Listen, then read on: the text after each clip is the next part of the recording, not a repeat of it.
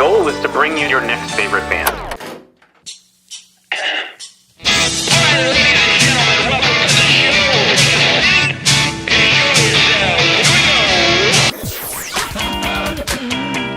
Sweet, that intro is my new favorite band. That's phenomenal. I'm so excited to be on. Yeah. I heard a rumor that you might be able to play that song live today. You heard correctly. Yes. Excellent. So, good enough for Robin. I don't know when I rock out here on your next favorite band and show. and listen, it's going to be everybody's favorite band. Phil, you weren't supposed to make me get all... God almighty, But this Phil. is why we do it. Like, seriously. I gotta gather myself. All right, go ahead. Okay. Welcome to your next favorite band. That's both the show title and our promise to you. We here at Stereophilia Studio are tireless in our pursuit of finding incredible, genre-defiant artists who are either a hot up-and-coming band or a group that has been delivering for years but have flown under the radar. Tonight, we have the joyful, booty-shaking, folk soul roots music of Dustbowl Revival. Each month, we will bring you live streams, audio podcasts, and perhaps even a live concert where you can listen to the stories and hear the music of artists personally curated by us based on what we feel will be worthy of your time.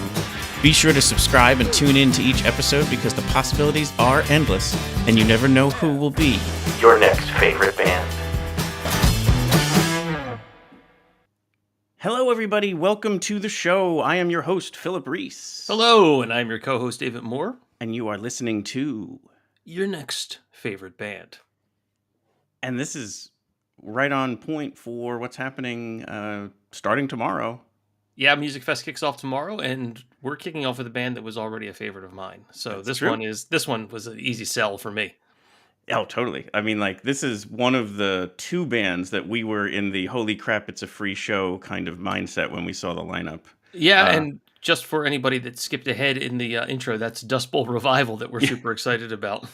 Yes, exactly.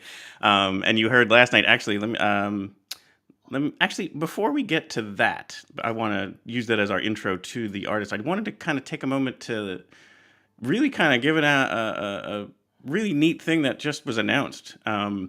For a while now, the Moravian settlement that's in Bethlehem was applying to become a World Heritage Site by UNESCO, and it just got approved. So we are now a World Heritage Site. I was going to show you this, just the news article here. It's out there. It's pretty much everywhere. Yeah, it's one of 25 in the entire United States. Yeah, and you're talking, Statue of Liberty, Golden Gate Bridge, that kind of stuff. Yeah, Independence Hall. Yeah, Independence Hall. I think it's the third one in the state of Pennsylvania. I think there's it's Independence a handful Hall. of like national parks, but yeah, it's a big deal. It's a big deal. So very, very cool. And it's very much where Musikfest happens. Like, it's right in that downtown historic area. So it's a very cool thing. Well, it's very par for the course for how Bethlehem deals with things. We put the history and the now right next to each other. We treat them as both special and current. Yeah, so we now get to use this image, Moravian Church Settlements, Bethlehem World Heritage Site. How about that? Yeah, it's going to be pretty cool. It's looking forward to see what happens with it going forward. Totally. Yeah, very, very cool. So congrats to Bethlehem, to Moravian Settlement, and all the people who worked on that. I know there was a lot of stuff going on, and that's great news for us. So what I was going to get at to kind of talk about, you heard last night during the Musikfest Exordium, where basically Patrick Brogan, the chief programming officer of ArtsQuest, David and myself each give in 7 picks of who we want to see, or I should say, who we want to recommend to people to put it on your must-see list. We do it without telling each other and kind of submit them in. And this is what it looked like. And so each one of us had picked Preservation Hall Jazz Band. That's the other band. That's the holy crap, it's free. But you can see both me and David put Dustbowl Revival on our list. So then we had the nice idea to reach out to Dustbowl Revival to see if they'd come on the show, and they said yes. And so here we are for that. And we talked about possibly trying to get it to happen before the festival so that people can get to know the band and the story behind all the music and such, and they said yes to that too. So here we are, basically on Christmas Eve, according to us, the night before it all kicks off. But I should mention they play the second weekend, so it's Saturday the 10th. Right, correct. 9:30. We'll talk about it 9:30 again. p.m. Correct. Yeah, but lots of great music between now and then. But definitely set your schedules for attending the Dustbowl Revival show. Let's bring in some music, like we always like to do. And we featured this song yesterday, so we figured we'd bring it up here again for the intro. One of their newer tracks is called Best Day, and here, take in some Dustbowl Revival.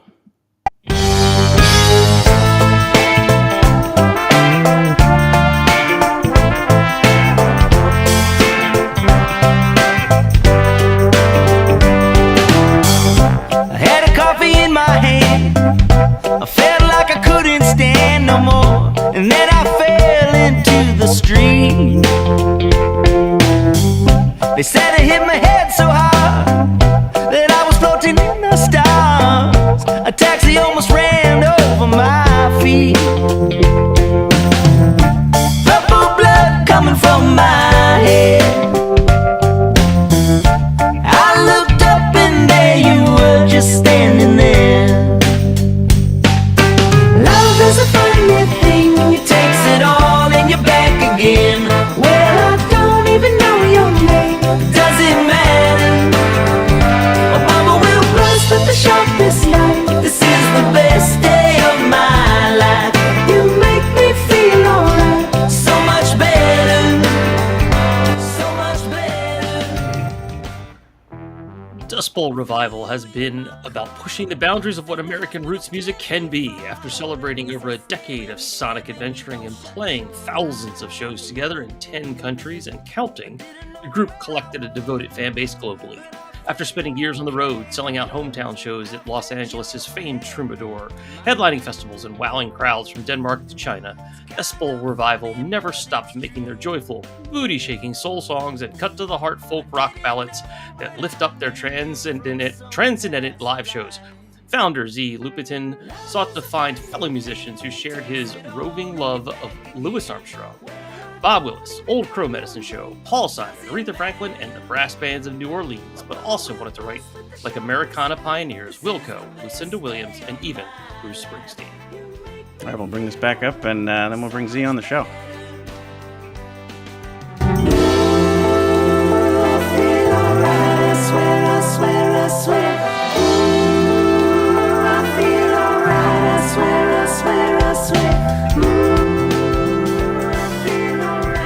Welcome to the show, Z. Lupetin.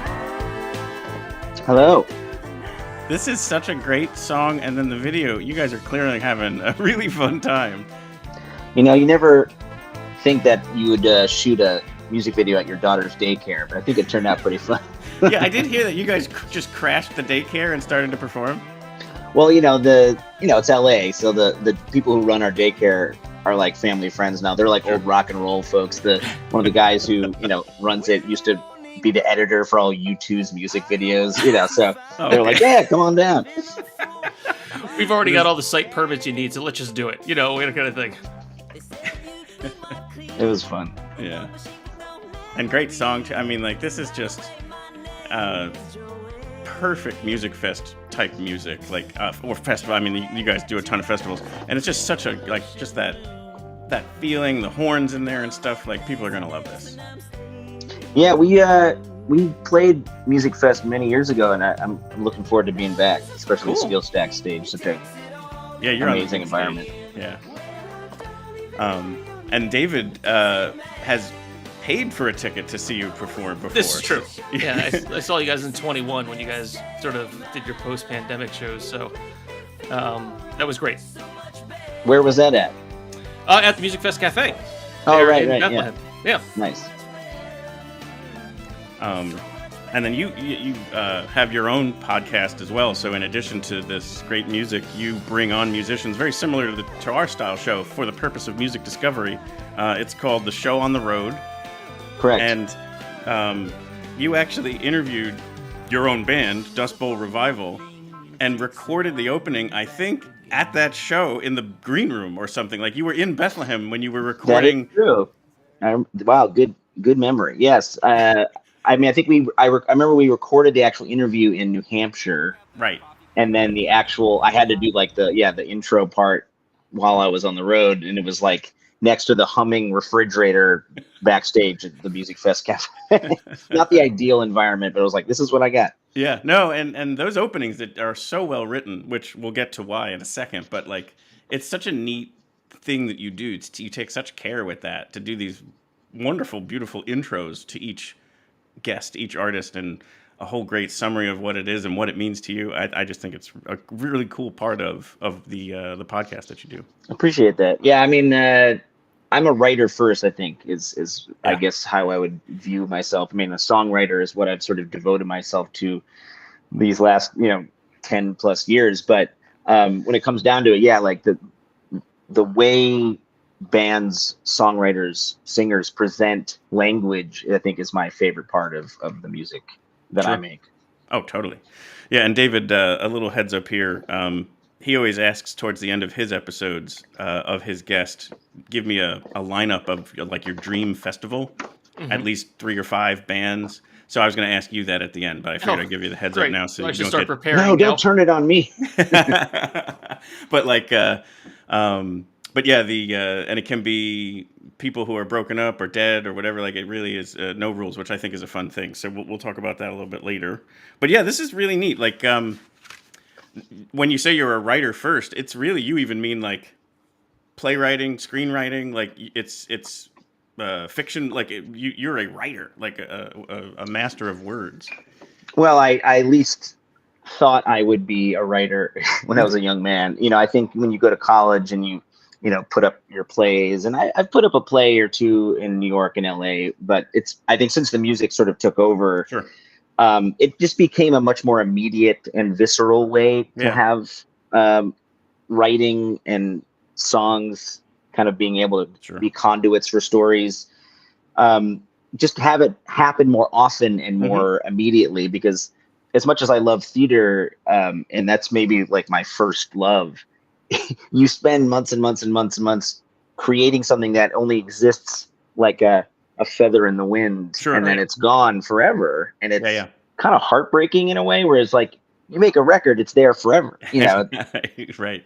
And I think I couldn't stand that finite nature of theater in a way. As much as I would like to still do it. I started writing a new play this week, but music again is like you could write a song in your living room and go perform it on a stage in front of 1,000 people tomorrow night. Yeah, right. Correct. And now with streaming, to your point, just do it. It doesn't generate revenue for you, but it puts your music out there for anyone in the whole world to consume and suddenly become a fan. Yeah, I mean, I think there's a lot of angst about Spotify and all that stuff, and I mean, I feel it financially for sure. But yes, it's a way for people to bring you into their home, into their lives, making you sort of the soundtrack of their days. And if that can lead to people actually coming and seeing you live, getting a vinyl, telling people about you and your songs, that's the most important part. Yeah. With the storytelling part, have you ever, I'm sure you have, and I might have even missed something along the way here, but did you ever do like either a concept or a rock opera kind of thing, like where the whole album has a story to tell with different tracks or songs? Maybe not overtly. I think I'm due for that for sure. Yeah, I mean, people have been telling me I should write a musical for most of my life at this point. And I think I've only just realized how theatrical. I mean, that song you just played. Sure. Yeah, sure. It almost could be like a modern Broadway kind of storytelling song. Totally. Because I think I grew up, my parents were very passionate about these old school great musicals, Music Man, Sound of Music, Singing in the Rain. It's just like that was my soundtrack besides rock and roll. But I think some of the wordsmithing in those great musicals are just next level. I mean, totally. Oh, fantastically wonderful. Yeah.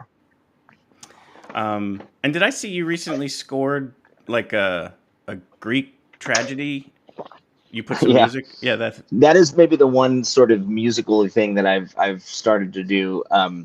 This theater company that me and my wife have been involved with on and off for many years, called Rogue Artists. They have been developing this piece for 15 years or something, and then keep developing it and developing it. This is why theater takes forever, you know. But yeah, it's about the Greek myth Electra set in a gold rush era brothel. wow. As the railroads are finally connecting California to the rest of the world.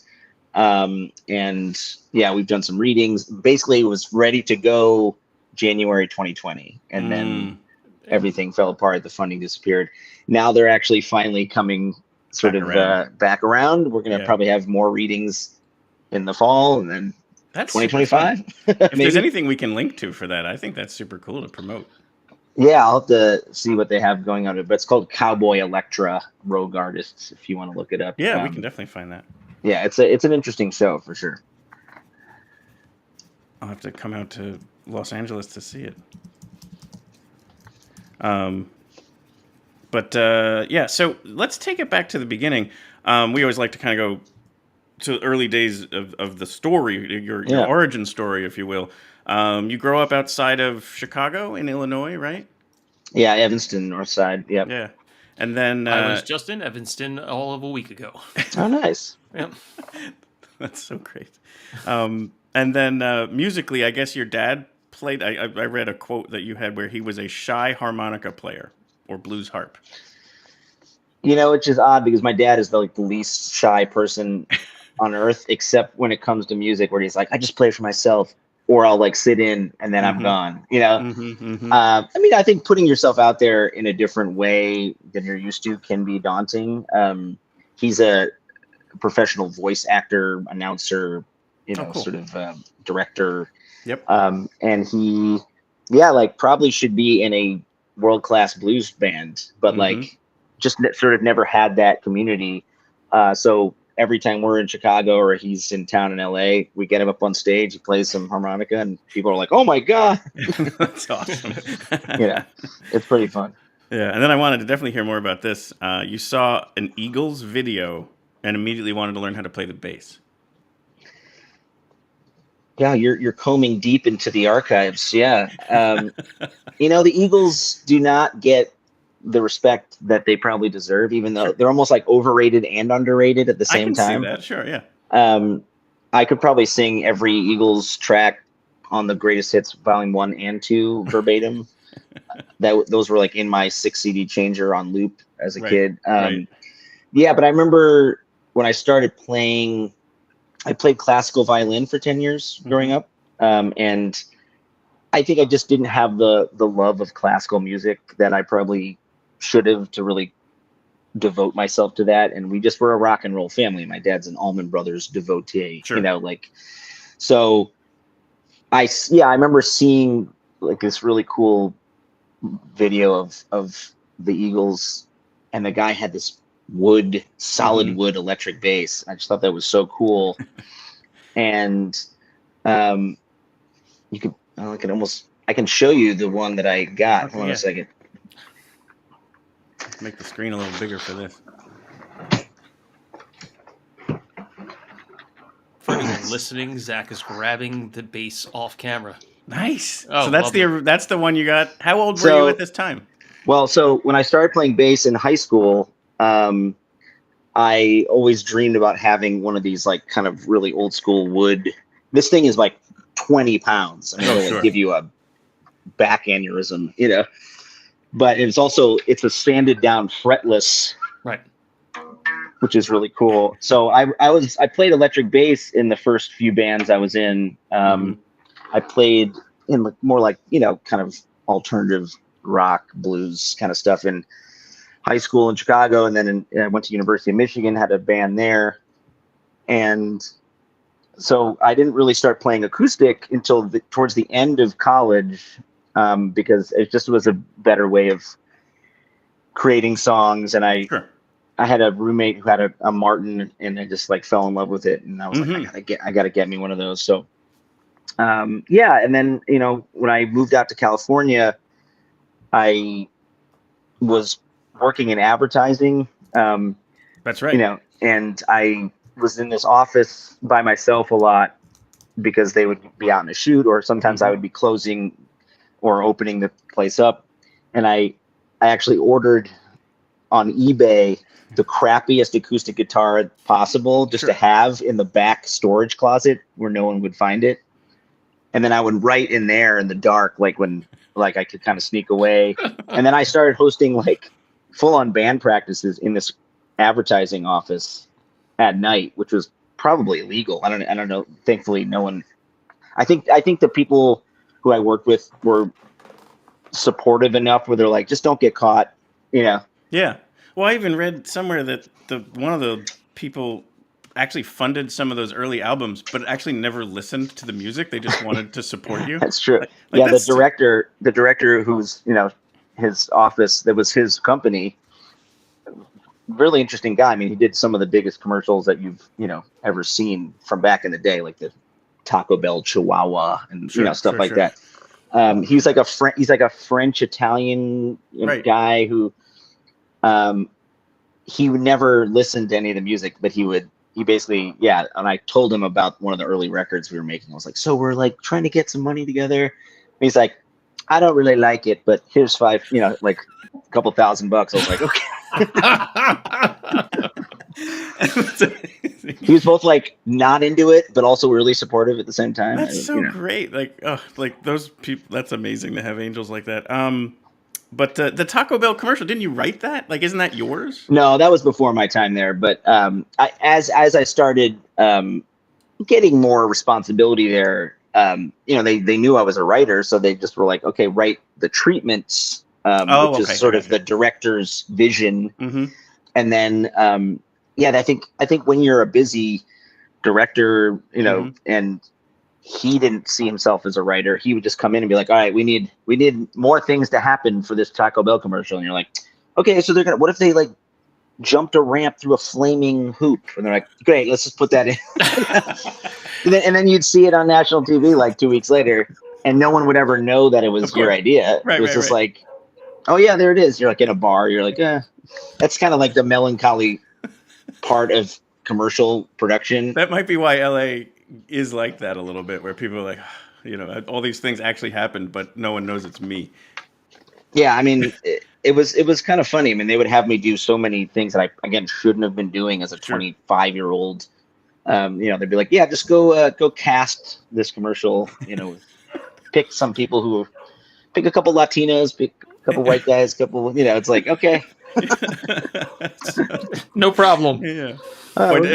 Weren't you also like checking out like sites, like checking sites for shooting? Yeah, I'd like go find the location at the Paramount lot, and I'll get lost. I'm like, I don't know where So it was fun. I think like I didn't realize though how sort of, you know, when you have to work 9 to 6, you know, that's your life. And I was starting to play with Dustbowl Revival, you know, the early version of us, like all over California and different places when I could. When I got laid off, it was both like I was stunned, but also it gave me permission to fully dive into the music. We got an agent, we started playing festivals, etc. Yeah. You know. So to take a slight step backwards to kind of just point this out. So you go from growing up in that Chicago area to college at University of Michigan studying film.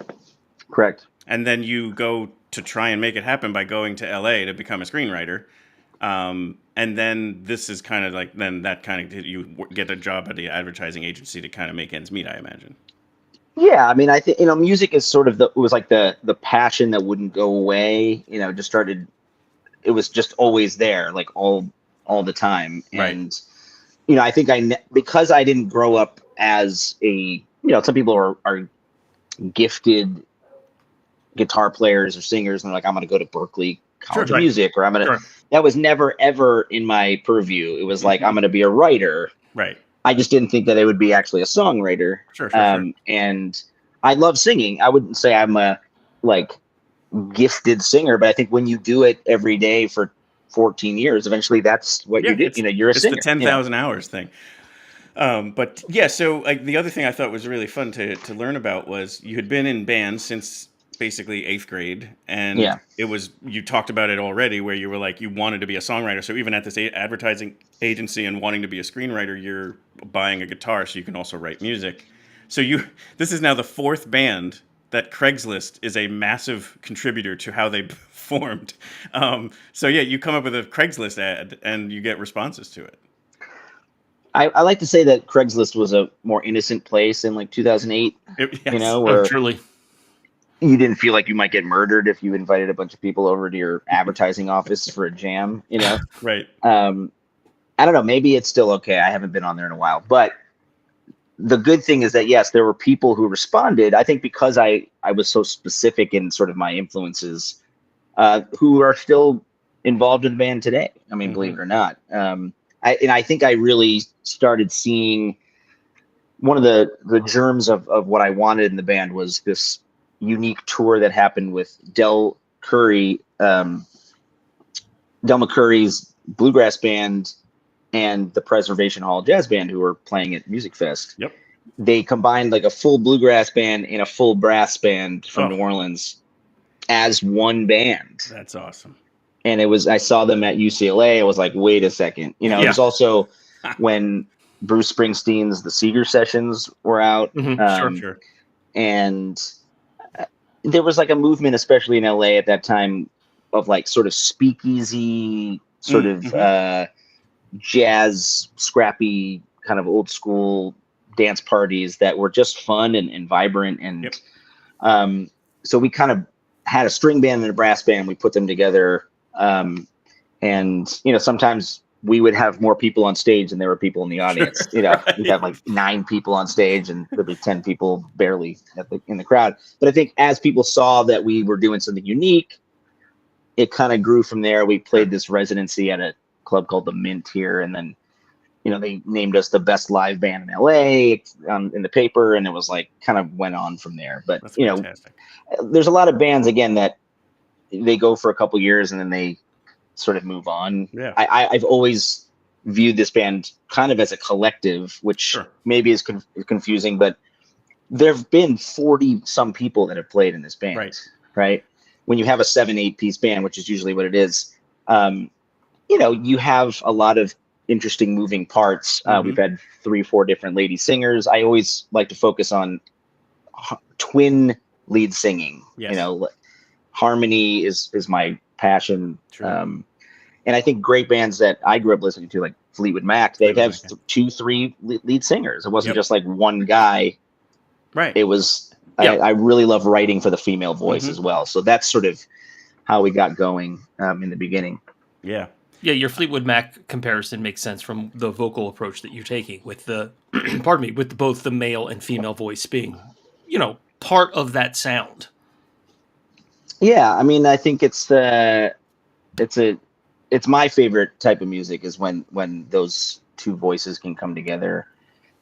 There's bands now, you know, Shovels and Rope. I don't know if you've ever heard of them. Yeah, they've played Musikfest one of my before. favorites. Yeah, like just powerful musical connection vocally, which is, you know, I think what I'd like to create whenever I write a song. And now that I think about it, you've also like cast, like sometimes you've written a song. Actually, it's the one we'll do at the close called Enemy. The story of what you're trying to tell, and we'll get into it later, it can be universal, but you deliberately wanted it to be coming from a female kind of character, if you will. And so like you are almost casting the male and female vocals and as part of the storytelling of the song, which just dawned on me as we were talking about it. Yeah, and maybe that comes from the theater background, being able to write for other voices and viewpoints. That song Enemy was based on an experience my wife had with her mother in Pennsylvania. Sure. And it's not like verbatim what happened, but it's like when you have a disconnect between the generations, especially in this fraught political time, it's very painful, and it feels like how are we gonna not be at war with one another? Right. How do we reconcile? Yeah. I think this is funny about that Craigslist ad that you basically listed about 15 or 16 instruments that you wanted to see in the band. And then you just wrote, I think this is the quote, if you like Dylan or Springsteen or Dr. John or Louis Armstrong, let's jam. And then you got responses to that. And 2 people I think are still in the band from that, right? Yeah, it's sometimes it comes full circle, right? So one of our original singers, Caitlin, who's going to be singing at Musikfest with us. Oh, cool. She was one of the first people who were involved in the band, and then she actually went to Nashville, got married, had her own band. Now she's come back around and she's joining the band again in some form. So that's a fun connection. And yeah, I mean, again, I try to keep everyone included as much as possible. I mean, people go through life changes. I mean, I have a 2-year-old now, so it's like sometimes like people can't play for a while, and then they're like, actually, I'm back. You know. And the other thing I thought was funny is you didn't list saxophone, and that was like the first like 8 or 9 or 10 people reached out. Yeah, I think I didn't say drums or saxophone, and everyone's like, "Hey, I'm a drummer and a saxophone player." And you're like, "Oh my god, what?" Well, I mean, look, LA is an amazingly fertile musical, sort of talent hotbed. Totally. And the joke is, sometimes you need to have 12 trumpet players in your phone. You know. Sure. Because people are busy. People are, playing in a bunch of different projects, and every trumpet player knows another 10 trumpet players. You know, which is kind of amazing. So it's a society together. Yeah, for the first, I would say the band has like almost like 3 eras in a way, Sure. like the much more like local kind of, I would say non-professional. We were like just playing every single bar and speakeasy across LA County for 4 years. Right. We had day jobs. We were doing our thing.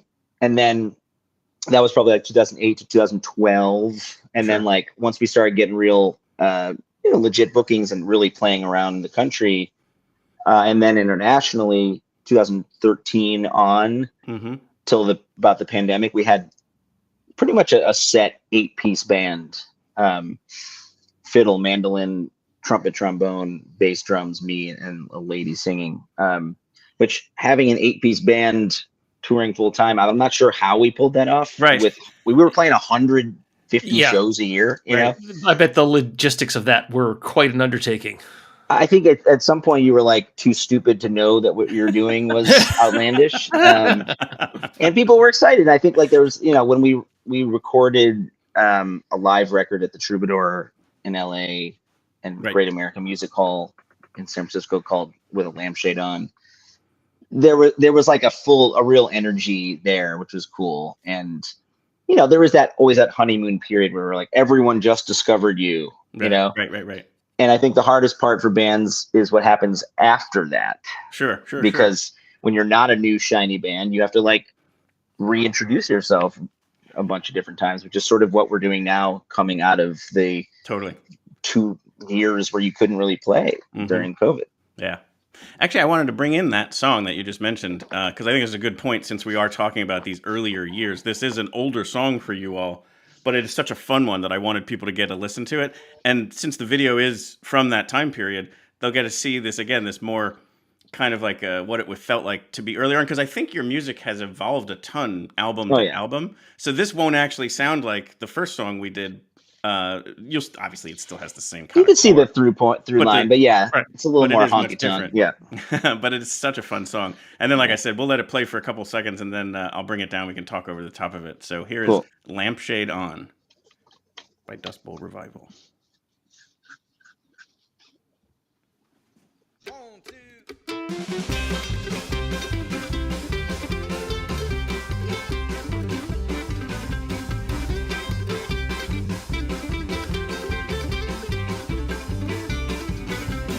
I went down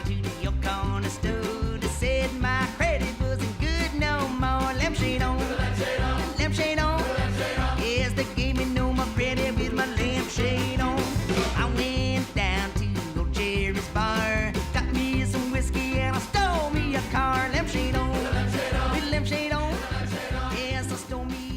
So I imagine this had to have been a closing number often at the time. You know, that song became almost like the mascot that wouldn't go away. Sure. You know?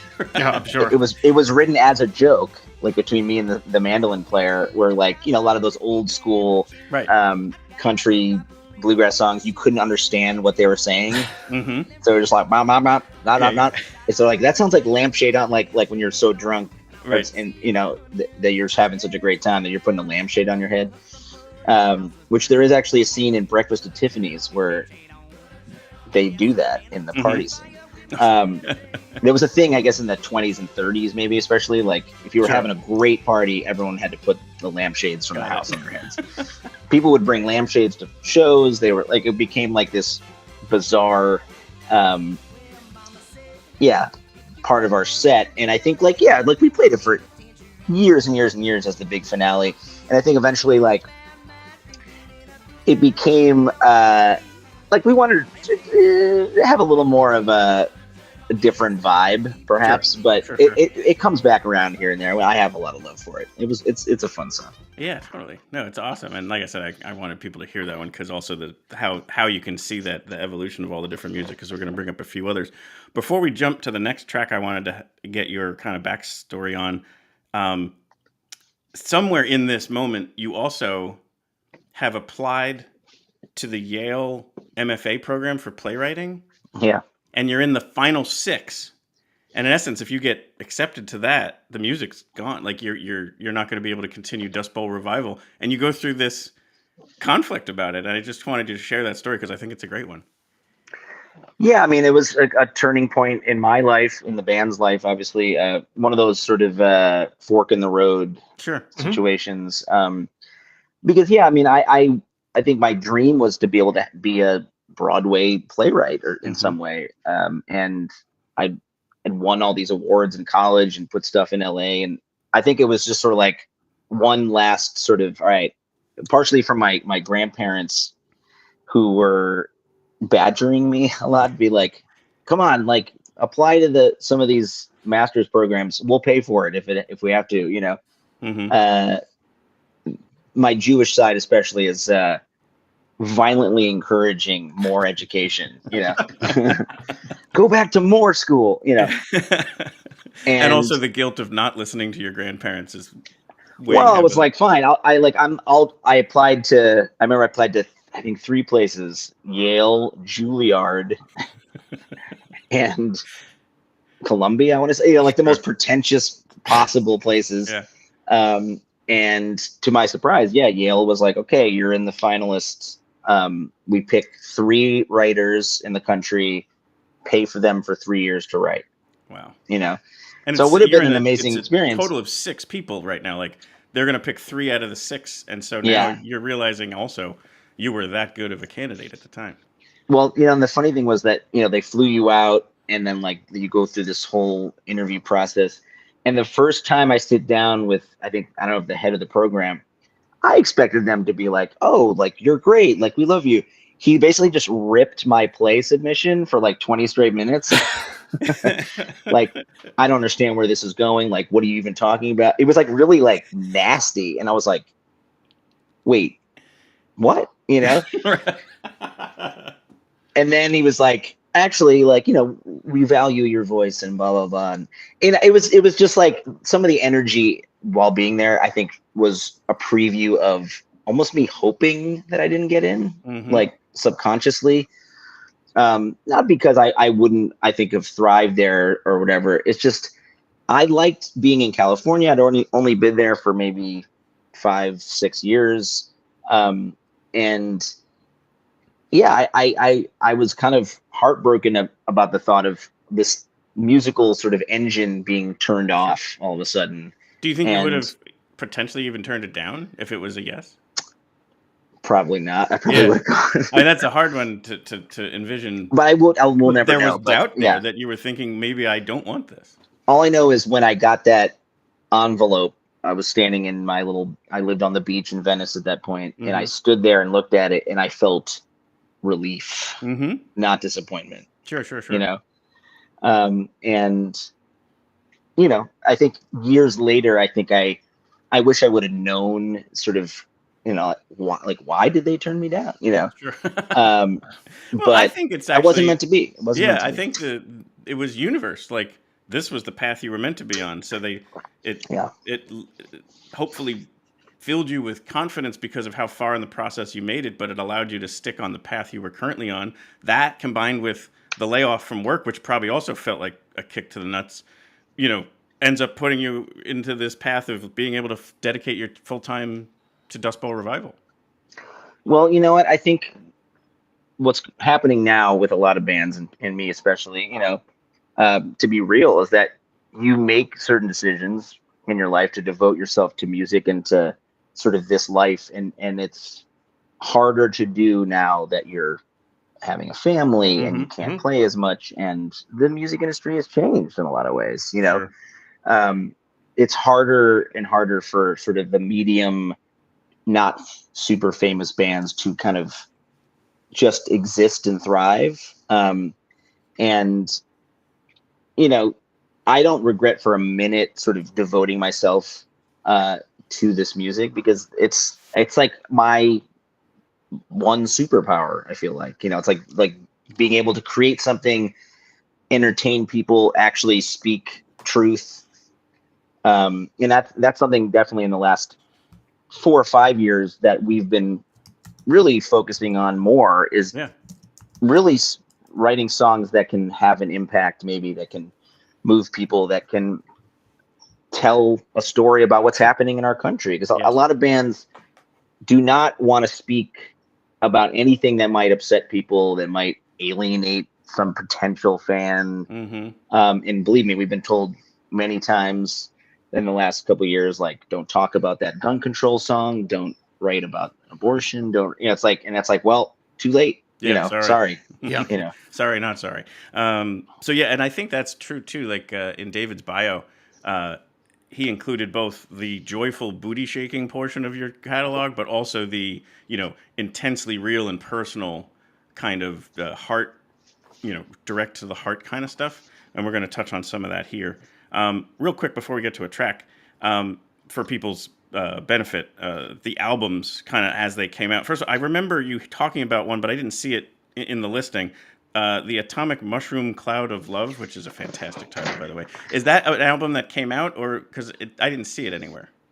Yeah, so it's a little confusing in that the first 2 records that came out were actually listed as Zach Lupetin and the Dustbowl Revival. Okay.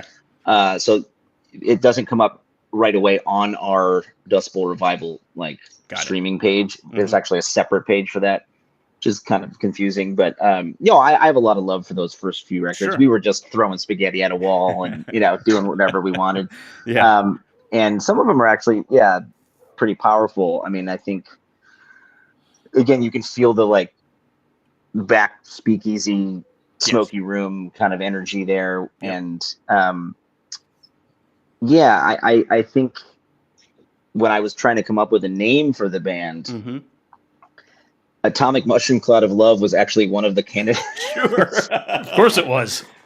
Might have been a little hard on marquees. But and then I was like, maybe But we'll it'd be a make the kick-ass record name t-shirt, this. that's for sure. Yeah. So then the Dustbowl Revival albums are, and correct me if I have any of this wrong, 2011, Holy Ghost Station, 2013, Carry Me Home, 2015, the With a Lampshade On live album from the Troubadour, 2017, the self-titled Dustbowl Revival, and then 2020, Is It You, Is It Me? There's one record also on the Zach Lupetin Dustbowl Revival that was, I think 2009. Okay. Honestly, one of my favorite records. It's called You Can't Go Back to the Garden of Eden. That has some songs that maybe we often will still play. Oh, cool. Very cool, kind of weird. Love weird it. stuff on I'll there. definitely have to check that out. But yeah, I think again, we've done all sorts of music for many years. The EP Set Me Free, which was 2022, and we've had some singles the last few years. There's a record that we've been in stages recording the last year and a half that is gonna come out. We're just in the process of Sure. making it. So Yeah. So I wanted to now jump to some of the music off the current Is It You, Is It Me album. Yeah. The one I wanted to bring up here and have you tell the story is called I Wake Up. So I'll let this play a little bit and then we'll have you chat about it. So enjoy I Wake Up by Dustbowl Revival.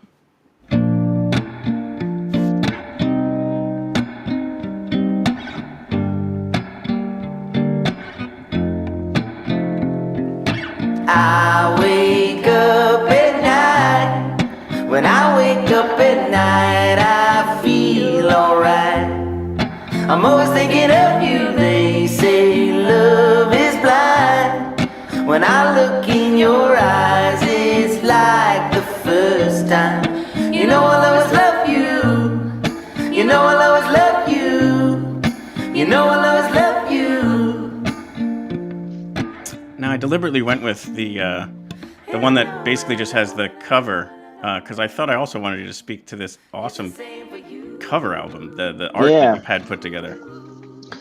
Dewey Saunders is an amazing collage artist out here in LA that did some pretty cool records from hip hop artists and different folks. And yeah, we kind of as a band gave him all these different inspirations and what makes us us. Sure. And sort of that what's going through your brain and your head all the time is this tapestry of all these different things in society and culture. And I mean that record and this song actually, a lot of folks, I appreciate you playing this. No one really brings this song up much, and I love this song so much personally. Sure. Some of these songs were, my wife turned me into a softie basically when we first started going off. All of a sudden, I'm writing these like absolutely like hard on sleeve love songs, which I've never done. But that song and this record in general, I think I was encouraged to be more personal, and to kind of be like, okay, what's really affecting you right now? And this song was actually, I woke up in the middle of the night before my wife was going to get eye surgery. Yeah. I love this story. I think this is amazing. And I basically was like, wait a second. If something goes wrong, what if she's like blind the rest of her life? Right. And then sort of realizing like, oh, you love this person enough that it doesn't matter. Like you're going to be there. It's going to be, you'll work it out. It's such a cool song. And with having that context behind it is what gives it real color, because it's not overtly obvious. But now when you know that and you listen to the lyrics, you're like, oh, wow, that's so cool. Like it really was. That's why I love listening to people talk about their music, which is why we generated this show, because you can add context and provide backstory to stuff like this. And it just, I think, makes it that much more enjoyable to listen to. Yeah, there's a commentary record of this full album, track by track, on Spotify, which is cool. And if you like this song, one of the new sort of singles we released on that was the original demo version of this song with the guy who I don't usually do a lot of co-writes, but I wrote this with a guy named Eric Jansen, and I actually really love that demo version a lot. He's playing guitar on it. I almost wish that could have been. I love this version too, but I think hearing sometimes the different layers and versions of songs is a really cool way to experience the music. Totally. But and also the hummingbird up top there is a cool story too. If I understand it right, it was Ulf's dad talked about returning as a hummingbird, which I just thought was kind of that speaks to the personal nature of that entire collage. Yeah, Ulf, our longtime trombone player, his father was a pretty well-known conductor in Sweden, and passed away sadly very young of cancer. And so I think he misses his dad and kind of wanted him involved in some way. And did I get this right? So Ulf, growing up more with like Baroque music, from what I understand, either is kidding or is serious about thinking that back to the Fleetwood Mac references, that Stevie Nicks was the guy and Lindsey Buckingham was the girl, just because he didn't know. He doesn't, I think he grew up listening to classical music. You know, Right. he never experienced a lot of American classic rock in any Sure. way. So yeah, he's like, everyone's talking about Stevie Nicks. I was surprised that she was a woman. I just thought that was so neat, and he's such a funny guy. Like if you watch the videos, you can tell he's a really good guy. You guys clearly have so much fun performing, and you know that's even one a different track I had here. One of your most famous ones is "Honey, I Love You," and I just wanted to bring this one up a little bit more so you can see this is a live performance. I think is this the one from the Troubadour? Anyway, basically you'll just see the amount of fun that they're going to have on stage, and then we'll get to move on to having you perform something. But here, check out "Honey, I Love You," which you very well may recognize, and then enjoy how much fun on stage they're having. Dustbowl Revival.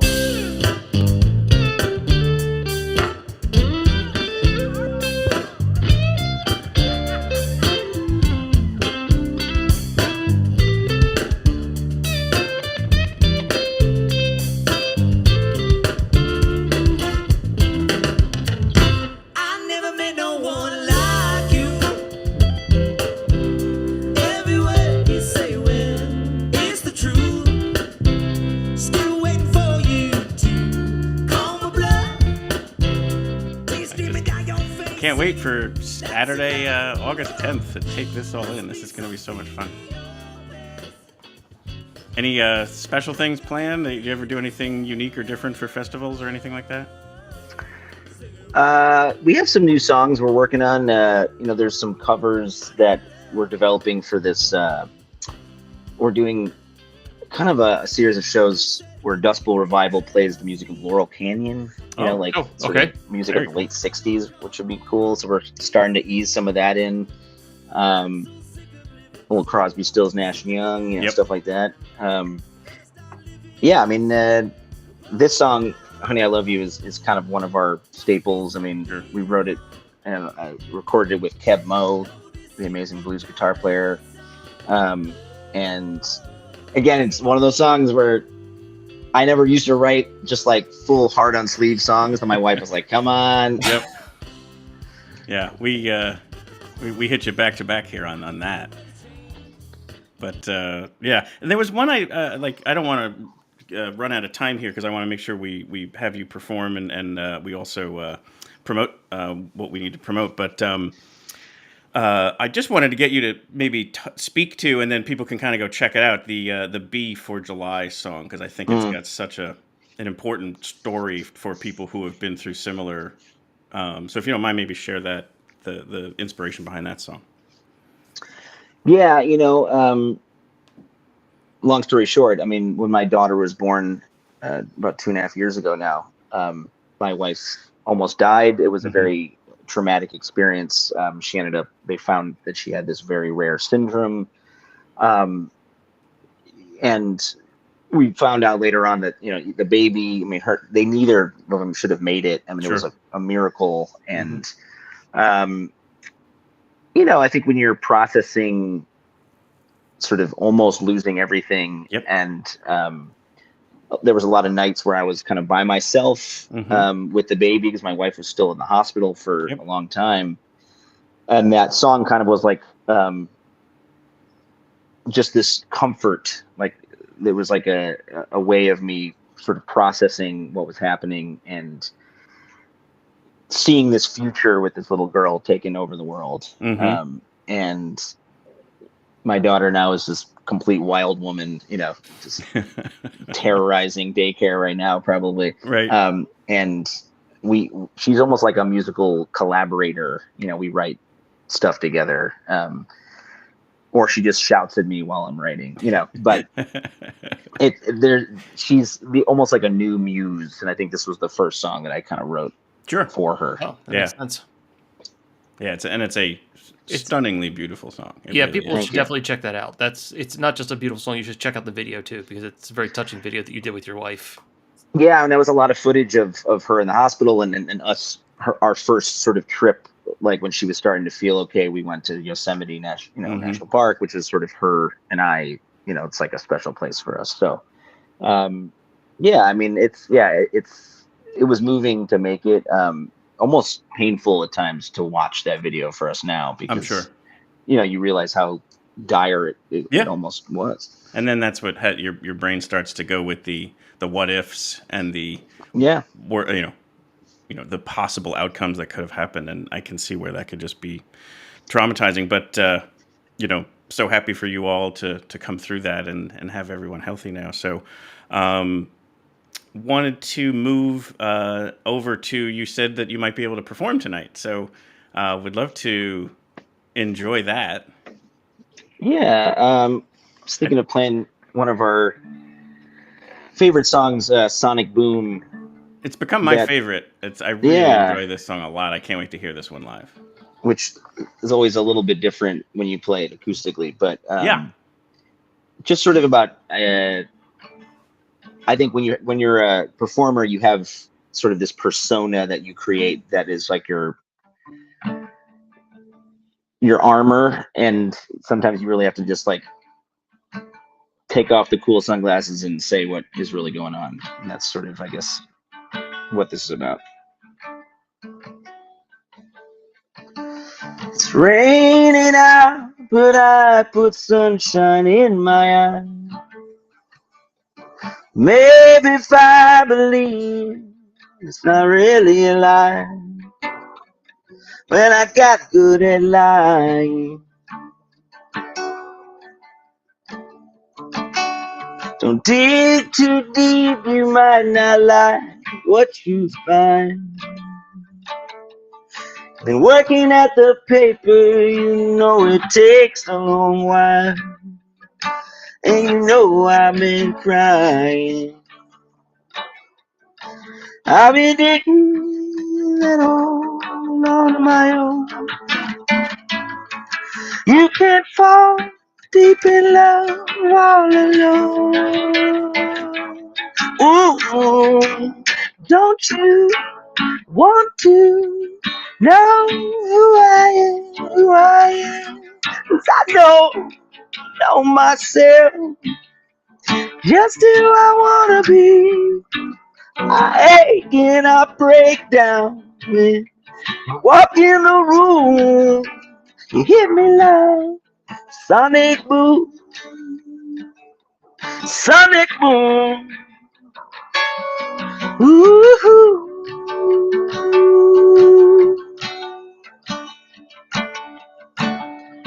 Filter it out, I mean the shadow from the shade.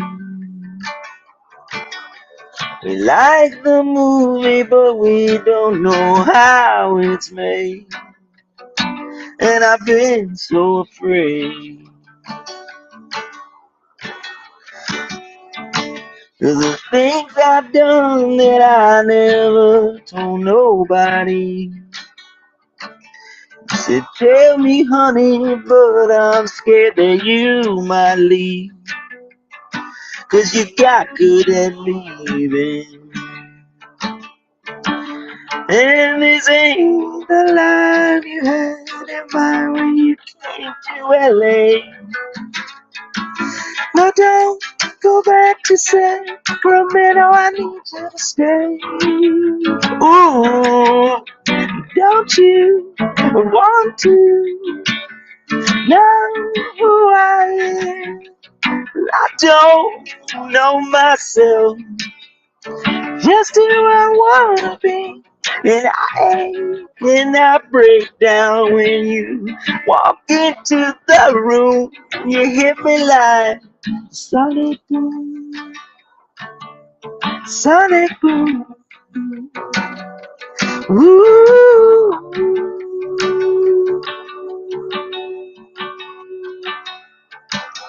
It's raining out, but I put sunshine in my eyes. And maybe it's fine to tell it all in a lie. Oh, and I got good at lying.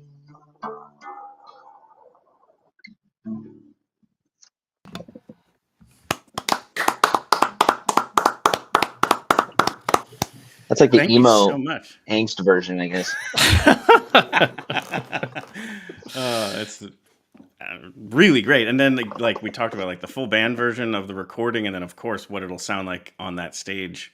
For us at Musikfest, for anyone else who catches your upcoming tour, it's a great song. I can just tell it's going Appreciate to that. pop off the stage. Let's bring up your site so that we can kind of promote maybe where shows might be for other people and promote whatever else you might have there. So this is dustbowlrevival.com. Lots of stuff here as far as what you're a part of. And then if we click on tour, we'll get... Yeah, we're playing Pittsburgh the next day after Musikfest. And then we're playing... Lake Tahoe and some stuff around California. And I felt bad because you got to go Montana, Wyoming the weekend before, and then all the way to Bethlehem the following weekend. Well, you go where, the wind takes you. Of course. If you get in early at all, have you ever been over to the Martin factory? It's basically like 15 minutes from Bethlehem. In Nazareth? Yeah. Yes. Yep. I never knew that was why the band said pulled into Nazareth. And the Wait, we play the Wait as like, one of our sort of closing numbers a lot. And like, sure, everyone I think assumes like it's like a Jesus reference, right? But really, it's like going to the source in Nazareth, Pennsylvania. Right. It's a sleepy little town north of Bethlehem. But no, it's super close. It's a very cool thing. Yeah, it's a good point. We should do that. Yeah. So if you have any time to do that. But also the festival itself is obviously a lot of fun. It's funny when when you recognize musicians walking around the festival and no one else sees them or recognizes them. It always gives me a giggle. Like, if you're just kind of getting a funnel cake and then taking in another band just to pass some time, it always makes me laugh. But awesome. So anything else you got coming up? Any like new music on the horizon? What else can we kind of promote for you? Yeah, there's going to be some singles coming out. My hope is the new record hits early next year, and I think we're just taking the time to get it right on this one. And I'm really excited for some of the new music. Yeah, look out for some of those Laurel Canyon shows. Nice. They're going to be all over the place, and come support the band if you're around. Yeah. So there'll be links out there for the social media and stuff, and you can also we'll amplify anything that comes out as well. But if you don't mind, so we're going to play the closing, and then we're going to bring on Enemy. If you want to set that up now, before we say goodbye, give a little context for that song. And it's a recording that was done during the pandemic, so you'll see it's edited together where each person was performing differently, but it still came out pretty awesome. So the song Enemy, we touched on a little bit before, but it's an important message in this time because it's still all happening. So I think it's about the disconnect between the generations, but also just about when you say like, hey, this is happening, climate change. It's kind of what's discussed in this also. And sometimes you talk to people even within your own family, and they're like, no, that's not real, and it goes beyond like agree to disagree, where it feels like we've become enemies sometimes within our own relationships. And, it's kind of about like actually sticking up for yourself a bit and just being like, you know what, like I gotta call you out. Sorry. Yeah. No, I get it. We'll have to reach back out because we do in April around Earth Day, we do a No Planet B Jamboree, and we always feature songs that are built around being an environmentalist or a conservationist or whatever. So I'll have to ask to see if we can use it for that time frame. And that video is a product of that sort of desperation that we were going through during COVID that created some really creative and beautiful stuff where we kind of had folks all over town and sometimes across the country being able to record together because they weren't allowed to. And that was, I think, a really cool song that came out of it. Totally. Well, can't wait to see you perform. Thank you so much for doing this. Z Lupetin, Dustbowl Revival. Definitely check it out. It'll definitely be your next favorite band. Thank you so much, Z. Thank you so much for having me. Absolutely. David. Philip. Dustbowl. I'm looking forward to seeing him again. It's going to be a great evening. August 10th, that's a Saturday, 9:30 p.m. Here in Bethlehem, and then, like we said, there's tons of other shows out there if you're not a Lehigh Valley or adjacent, and if you can't make it to Musikfest. But you'll see if you follow us, we've got tons of updates that we'll be doing that whole week, and then obviously the post-festival stuff as well. But yeah, I can't wait. It was such great music, and I can't believe it's a free show. So thank you to Arts Quest for that. It's gonna be great. All right, Phil, let's say goodbye to everybody.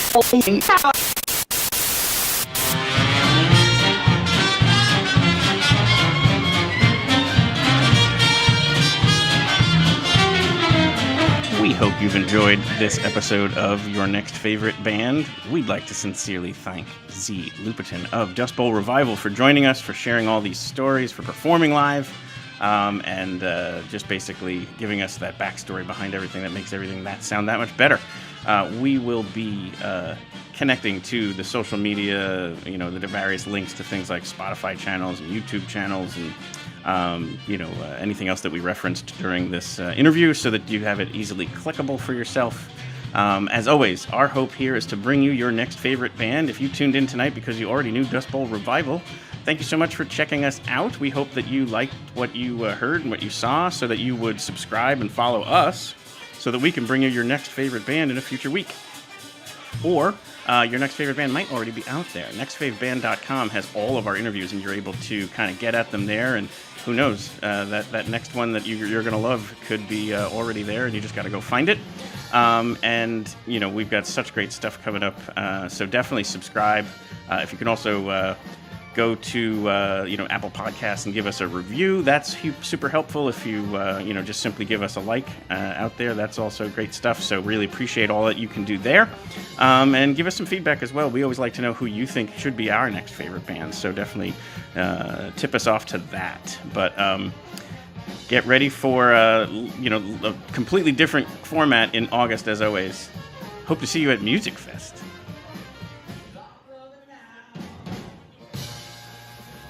Don't forget to stay tuned. We've got one more song from Dustbowl coming up here. Please enjoy Enemy by Dustbowl Revival.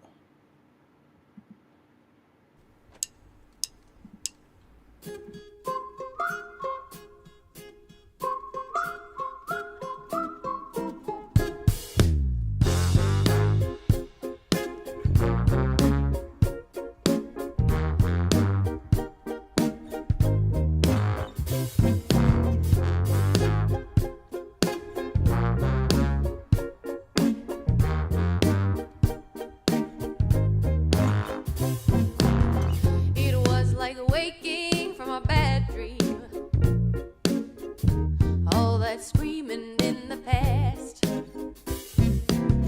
and now I know things ain't what they seem. This old dream is gonna last a long time. Was it something that I could have said? Mama, change your mind, get out of your head. And I could never be your enemy, enemy, enemy. But now I just can't be your friend. And now I see you'll be the enemy, enemy, enemy. If I don't try and defend myself. Ooh, ooh. Sun is out, I hear the children play. They clutch their clarinets as the bus takes them away.